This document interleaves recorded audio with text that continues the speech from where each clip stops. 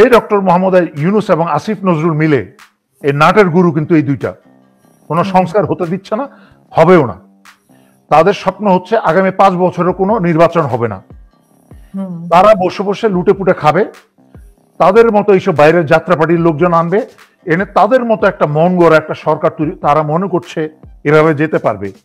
তারা বুঝতে পারছে না হাসিনার মতো শক্তিশালী একটা দানব যে ভারতের 100% সহায়তা নিয়ে, বাংলাদেশের ভিতরের সকল পুলিশ সেনা সকলের সহায়তা নিয়ে, প্রশাসনের সহায়তা নিয়েও কিন্তু 16 বছরের পরে আর টিকতে পারে নাই, পালাতে হয়েছে। শাড়িটা পর্যন্ত ঠিক মতো পরে পালাতে পারে নাই।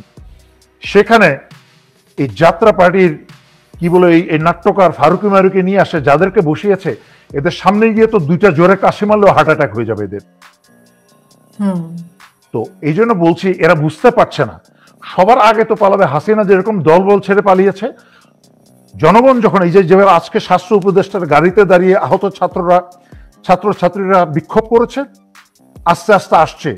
আমি আগে অনেকগুলা হাসিনার পতনের পরপরই যখন সার্জিস, হাসনাত এরা আমার কথা শুনছিল না, নাহিদ, আসিফ, তখন বারবার বলেছি ফাঁসির রশি তোমাদের গলায় আসছে। এখন কিন্তু হাসনাত আমার কথা স্মরণ হয়েছে, তার 2 দিন ধরে নিজেই বলে বেড়াচ্ছে আমার কথাগুলা। ওরা বুঝতে পারছে না, কারণ এরা হচ্ছে নাকে টিপ দিলে দুধ বেরোবে। এখনো দুনিয়ার অভিজ্ঞতা নাই, দুনিয়ার কিছুই দেখে নাই এখনো। আর বাকি যারা বসেছে ওদের তো কিছুই নাই। ডক্টর মোহাম্মদ ইউনূস সেনা প্রধান বলছে নির্বাচন দিয়ে দেওয়ার জন্য 18 মাস বা এরকম একটা সময় বলেছেন, কিন্তু ডক্টর মোহাম্মদ ইউনূস ভিতর বলছে কিসের নির্বাচন? আর্মি সেনাবাহিনী কি বললো না বললো আমার তা মাথা ব্যথা না, আমি আমার মতো যখন প্রয়োজন হবে, যখন সংস্কার হবে, তখন নির্বাচন দিব। Mind it. মানুষ কিন্তু অনেকেই ভিতরের কথা জানলে কিন্তু এসে সাথে সাথে লাইভে এসে ঝাঁপিয়ে পড়ে বলার জন্য কিছু কি বলে ভিউয়ার বাড়বে, কিছু পয়সা বাড়বে। আমার কিন্তু অনেক কিছু, কোন সংস্কারের লক্ষণ যদি না দেখা যায় দ্রুত, আমি বলছি উইদিন আ মান্থ, 1 মাসের মাঝখানে যদি এই ডক্টর ইউনূস যদি কোনো প্রকার সংস্কারের স্পষ্টত কোনো কিছু দেখাতে না পারে, জনগণ ক্ষিপ্ত থেকে আরো ক্ষিপ্ত হবে। কারণ আমি বলেছি আমি কোনো রাজনৈতিক দল করি না, আমি দেশ এবং জনগণের পক্ষে কথা বলি। এবং আমার কোনো মন্ত্রিত্ব, আমার কোনো উপদেষ্টা, ঘোড়ার ডিম এসব কিছু চাই না, আমার হওয়ার প্রয়োজনও নেই। আমাকে সেদে দিলেও আমি নিব না। তো কথা হচ্ছে এই ডক্টর মোহাম্মদ ইউনূসের উপদেষ্টার উপর যখন মাইর শুরু হবে, সবার আগে কিন্তু ডক্টর মোহাম্মদ ইউনূস পালাবে।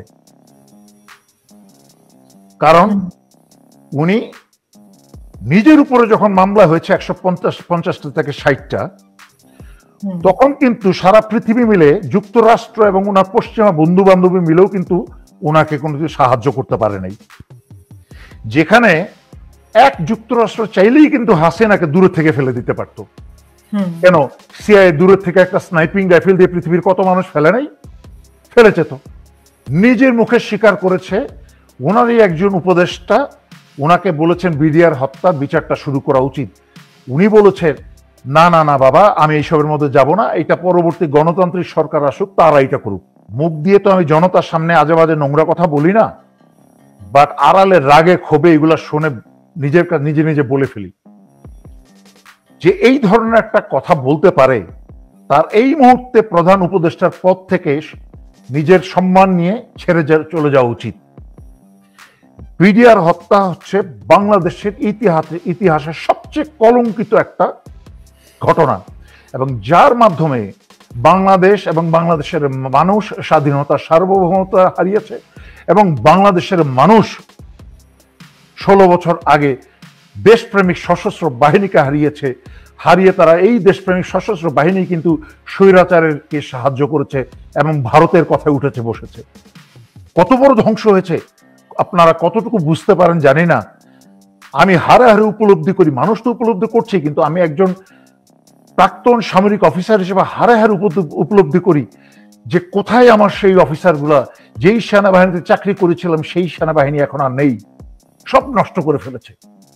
এমনভাবে নষ্ট করেছে, একদম করে করে রক্তের ডিএনএ চেঞ্জ করে ফেলেছে ওদের। সুতরাং আমরা চিনি হাসিনার মতো চোর এবং খুনিদের চরিত্র কেমন, কত বড় সাহসী এরা, তা আমরা জানি। 4-5 বছর ধরে বলে আসছি।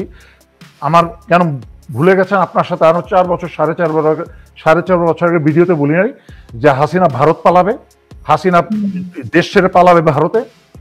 মূর্তি ভাঙা হবে, সবেতে হয়েছে দেশে।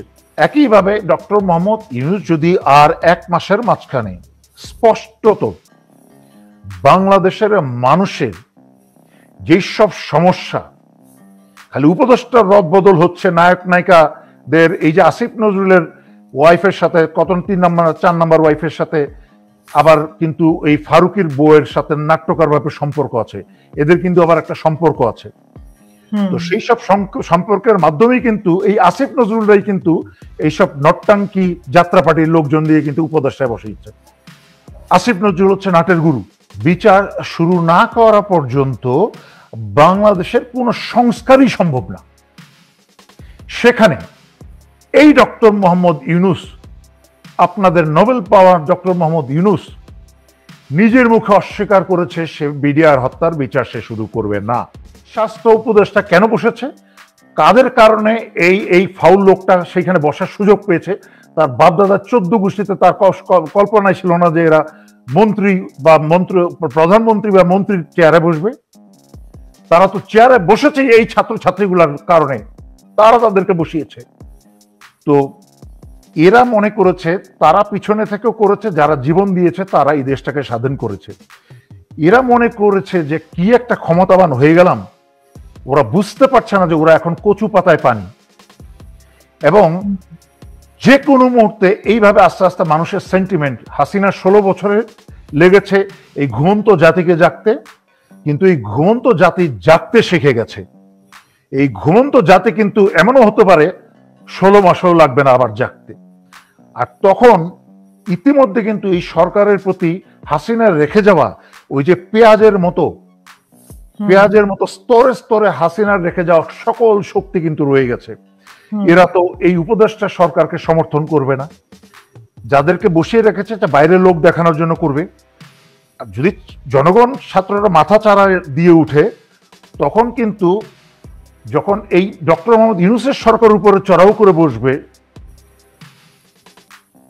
সে আমেরিকার অনুমতি নিয়েই ইসরায়েলের কি বলে এটাকে ইরানের কমান্ডারকে ফেলেছে না, হামাসের কমান্ডারকে ফেলেছে না, এখনো ফেলছে। হাসিনাকে ফেলার জন্য যুক্তরাষ্ট্রের কোনো পরিকল্পনারও প্রয়োজন ছিল না, কিন্তু যুক্তরাষ্ট্র কখনোই আন্তরিকভাবে চাই নাই যে বাংলাদেশ ভারতের বেষ্টনীর থেকে, ভারতের কি বলে প্রভাব থেকে বের হয়ে যাক। তো সুতরাং হাসিনাকে ফেলতে চাইলে বহু বছর আগেই ফেলতে পারত। ডক্টর মোহাম্মদ ইউনূসকে শুধু জেলে ভরানোয় হাসিনা, কারণ হাসিনার প্ল্যান ছিল ডক্টর ইউনূসকে বাড়ির উপর রাখবে, হুমকির উপর রাখবে। সে কিন্তু বাড়ির উপরে ইতিমধ্যে কাবু হয়ে গিয়েছিল। 2009 সালে বিডিআর হত্যা হচ্ছে সবচেয়ে বাংলাদেশের ইতিহাসে, বাংলাদেশের এই জাতির ইতিহাসে একটা অন্যতম মোড় পরিবর্তনকারী একটা ঘটনা, যার মাধ্যমে কি হয়েছে। 1 নাম্বার, বাংলাদেশের সশস্ত্র বাহিনীকে ধ্বংস করা হয়েছে। 2 নাম্বার, বাংলাদেশের স্বাধীনতা এবং সার্বভৌমত্বকে ধ্বংস করে দেওয়া হয়েছে। তার মানে কি, বিডিআর হত্যার বিচার শুরু না করা পর্যন্ত বাংলাদেশের কোনো সংস্কারই সম্ভব না। সেখানে এই ডক্টর মোহাম্মদ ইউনূস, আপনাদের নোবেল পাওয়ার ডক্টর মোহাম্মদ ইউনূস নিজের মুখে অস্বীকার করেছে সে বিডিআর হত্যার বিচার সে শুরু করবে না। বাংলাদেশ মিলিটারি একাডেমি থেকে এদেরকে মানুষ করতে হলে আবার সেই বিএমএর থেকেই মানুষ করতে হবে। উপরের লেঙ্কে যারা ব্রিগেডিয়ার জেনারেল, মেজর জেনারেল হয়ে গেছে, এদেরকে আর মানুষ করা যাবে না, কারণ এদের রক্ত পচে গেছে। সুতরাং এইটার জন্য একটা জাতীয় পরিবর্তনের প্রয়োজন, আর জাতীয় পরিবর্তনের এই প্রয়োজনটার বাংলাদেশের জনগণের এই যে আহত ছাত্রছাত্রীরা চিকিৎসা পাচ্ছে না বা দিচ্ছে না, উপদেষ্টা কলারটা ধরে রাস্তা না নিয়ে আসে। আমি এক ছাত্র নেতাকে আমার কাছে ব্যক্তিগতভাবে যোগাযোগ করেছে, আমি তাকে একজনকে অনুরোধ করে আমি তাকে সিএমএইচ এর চিকিৎসার জন্য পাঠিয়েছি। কেন আমাকে সিএমএইচ এ তাকে পাঠাতে হবে চিকিৎসার জন্য? কেন এই স্বাস্থ্য উপদেষ্টা কেন বসেছে? কাদের কারণে এই ফাউল লোকটা সেখানে বসার সুযোগ পেয়েছে? তার বাপদাদার 14 গোষ্ঠীতে তার কল্পনায় ছিল না যে এরা মন্ত্রী বা প্রধানমন্ত্রী বা মন্ত্রীর চেয়ারে বসবে? তারা তো চেয়ারে বসেছে এই ছাত্রছাত্রীগুলোর কারণে, তারা তাদেরকে বসিয়েছে। এদেরকে কলারটা ধরে তাদের চেয়ার থেকে নামিয়ে রাস্তায় টেনে নিয়ে আসা উচিত।